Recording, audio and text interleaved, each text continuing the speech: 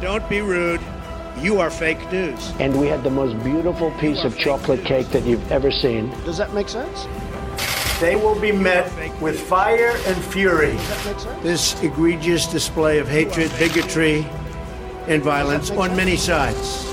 On many sides. We will have no choice but to totally destroy North Korea. It's got to be in tip-top shape. He is a sick puppy. You are fake news. Salut et bienvenue dans Trump 2020, le podcast TTSO Slate IFRI qui décortique la campagne américaine avec Laurence Nardon, Madame USA à l'IFRI. Bonjour Laurence. Bonjour Romain. On connaissait Netflix, on connaissait pour les plus initiés Hulu, on connaissait Amazon Prime Video, mais la grande nouvelle de cette semaine, c'est l'arrivée de Disney avec Disney+, qui entre en scène aux États-Unis. Elle entrera en scène en France le 31 mars 2020. Alors Disney+, c'est tous les catalogues de vieux films d'animation présents dans le catalogue Disney, c'est-à-dire un véritable trésor, mais c'est aussi des franchises comme, excusez du peu, Star Wars et Marvel, des séries Disney type High School Musical, et tout ceci pour un abonnement mensuel de $7. Grosse concurrence pour Netflix, bien entendu, mais l'arrivée de cette nouvelle plateforme montre surtout la mutation de la pratique des consommateurs, qui se détournent à la fois des salles de cinéma et des chaînes de télévision. On appelle ça la délinéarisation, et là, derrière ce mot compliqué, le phénomène, c'est que les spectateurs veulent maintenant regarder à leurs heures les séries ou les films ou les documentaires de leur choix. Ils ne veulent plus avoir un bouquet de chaînes câblées dont ils ne regarderont pas la plupart, ça on peut tous en témoigner. Et en 2018, comme conséquence, on s'aperçoit que le nombre d'abonnés à des plateformes de streaming dans le monde dépasse le nombre d'abonnés à des chaînes câblées. D'un côté, on a 613 millions d'abonnés dans le monde à des plateformes de streaming et 556 millions à des chaînes câblées. Ce qui se joue ici, Laurence, c'est rien moins que la modification du paysage culturel américain. La première des questions que je voudrais vous poser, c'est Hollywood, c'est terminé ? Non, Hollywood n'est pas encore terminé. L'industrie du cinéma aux États-Unis réalise toujours un chiffre d'affaires annuel d'environ 11 milliards de dollars.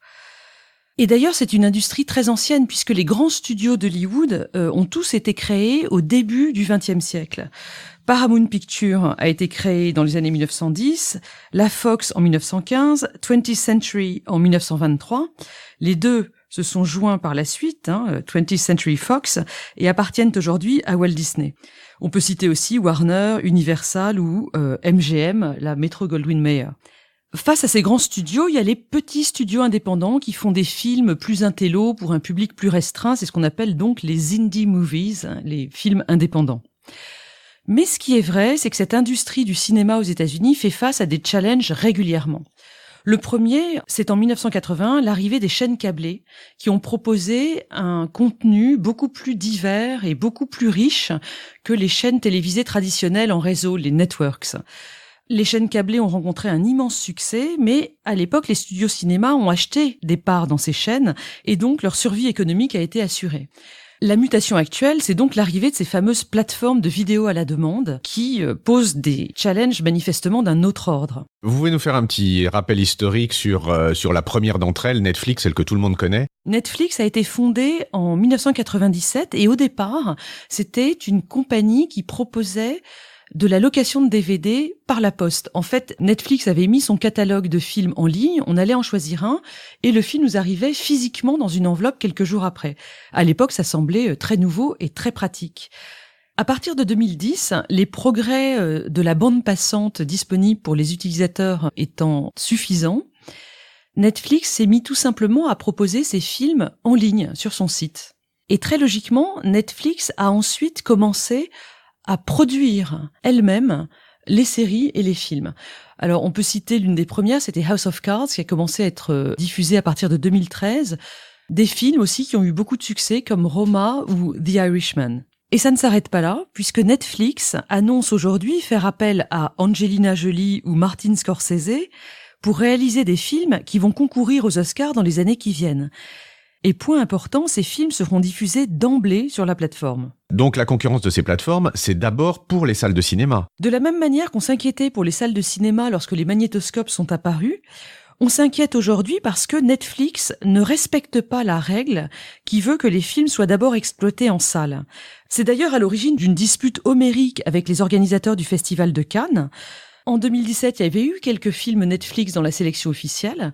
Netflix refuse la diffusion en salle, ce qui est pourtant une condition sine qua non pour les grands cinéphiles de Cannes. Mais est-ce qu'il n'y a pas un défi qui est celui de la montée et de la concurrence des séries par rapport aux longs métrages qu'on connaît, vous et moi ? Les premières séries, qui étaient des soap-opéras à visée publicitaire et puis des sitcoms un peu faciles, ont été développées par les chaînes de télévision grand public, les networks. À l'époque, elles étaient absolument méprisées par les professionnels du cinéma. Les séries ont acquis leur lettre de noblesse dans les années 2000 avec des séries de grande qualité qui étaient créées par les chaînes câblées. On peut parler par exemple des Sopranos sur HBO ou de Homeland sur Showtime. Grâce à ses 158 millions d'abonnés, Netflix dispose de moyens immenses et la compagnie peut prendre des risques en lançant des séries sur des thèmes risqués.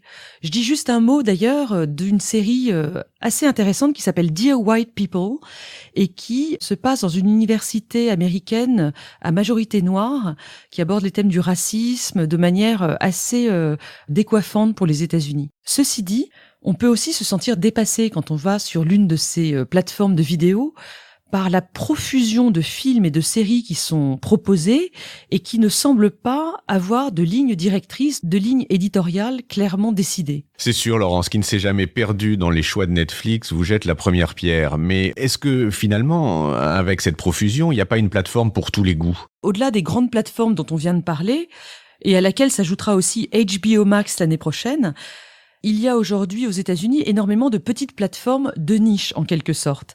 J'en cite quelques-unes. Il y a la plateforme Shudder pour les films d'horreur, il y a la plateforme Brown Sugar pour le cinéma afro-américain et notamment tous les films des années 70 qu'on appelait à l'époque Blaxploitation. Si vous aimez les séries britanniques, vous pouvez aller sur BritBox et si vous aimez les documentaires, vous pouvez aller sur Canopy. Toutes les grandes plateformes ont des offres particulières pour les enfants, mais il y a aussi des plateformes spéciales pour les enfants. Par exemple, Noggin, qui est un partenariat entre les créateurs de Sesame Street et de Nickelodeon, propose aujourd'hui la série Pat' Patrouille. Si vous avez des enfants jeunes, vous connaissez certainement cette série. Il y a aussi des plateformes pour le sport, et puis, je ne me suis pas penchée sur la question, mais il y en a aussi pour les films pornographiques. Sur laquelle nous ne demanderons pas si les auditeurs les connaissent. Sur le fond, on peut se demander si cette multitude de plateformes ne vient pas confirmer la disparition d'une culture fédératrice pour tous les Américains. Finalement, chacun peut regarder en silo ce qui lui plaît et ne plus avoir accès à une culture populaire de masse. Il y a des succès quand même qui réunissent tout le monde. Oui, ne nous affolons pas, il y a quand même de grands succès comme par exemple Game of Thrones, qui en l'occurrence n'était pas une série de plateforme, mais une série de la chaîne HBO. Prenons un peu de recul. Le cinéma américain, est-ce qu'il a encore l'influence qu'on lui connaît dans le monde ? Je crois qu'il faut plutôt parler de l'ensemble des films américains et des séries américaines. Et dans ce cas, je crois que oui, ils exercent encore une influence immense dans le monde. Ils exportent à la fois le mode de vie, les valeurs, mais aussi les débats de société et les doutes du pays. D'ailleurs, ce qui me semble être l'une des qualités immenses de ce secteur culturel américain et l'une des preuves de la vitalité de la démocratie américaine, c'est que les films et les séries mettent en question en permanence le modèle américain. On l'a vu avec les grands films sur les Amérindiens dans les années 70 et 80, les films sur le Vietnam évidemment. La série Homeland avait aussi mis en question la guerre contre le terrorisme après le 11 septembre. Et aujourd'hui, la série Succession interroge clairement les problèmes de l'ère Trump. Toute cette production contribue à forger les opinions publiques aussi bien aux États-Unis qu'à l'étranger. Et cette influence culturelle, elle est clairement un instrument de politique étrangère très puissant. La preuve en est que les autres puissances dans le monde développent elles aussi leur production cinéma et séries. Par exemple, on peut parler de la production cinématographique de l'Inde, de la Chine, qui sont vraiment très importantes et qui disposent d'un immense public. Je ne suis pas sûre qu'elles disposent de la même liberté de ton d'ailleurs. Et en ce qui concerne la France et l'Europe, rappelez-vous qu'à l'ère du libre-échange triomphant, elles avaient quand même réussi à imposer la notion d'exception culturelle, précisément pour protéger leur manière de penser, leur manière de s'exprimer, leur manière de créer. Revenons un peu sur cet instrument d'influence culturelle. Est-ce qu'à votre avis, il est bien pris en compte par les acteurs des relations internationales ? Le cinéma fait clairement partie de ce qu'on appelle le soft power. Alors le soft power, c'est un concept de politique étrangère qui a été inventé par Joseph Nye, un théoricien des relations internationales qui a occupé des postes dans les administrations Carter et Clinton. Il propose ce concept dans un ouvrage de 1990 qui s'appelle Bound to Lead. Le soft power, pour lui, regroupe tous les instruments d'influence et de séduction à la disposition des pays, des instruments qui sont non coercitifs. Donc les politiques culturelles en font partie. Le soft power s'oppose au hard power qui regroupe tout ce qui est dur, la guerre, les armes, les sanctions, tout ce qui ressort de la coercition. Et pour compléter ce tableau, ajoutons qu'en 2004, dans un article de Foreign Affairs, Suzanne Nossel a proposé le concept de smart power. Alors pour le coup, c'est l'idée que les pays ont finalement à leur service toute une palette d'outils allant du hard power au soft power et que l'intelligence, c'est de savoir choisir quel outil est le plus pertinent dans une situation donnée. C'est donc le smart power, un concept qui avait été repris par Hillary Clinton lorsqu'elle était secrétaire d'État sous Obama entre 2009 et 2013. Et donc les plateformes de streaming vont faire partie de cette boîte à outils du smart power américain ? Oui, très certainement. Mais un point négatif en conclusion tout de même. La consommation d'énergie liée au streaming est extrêmement importante.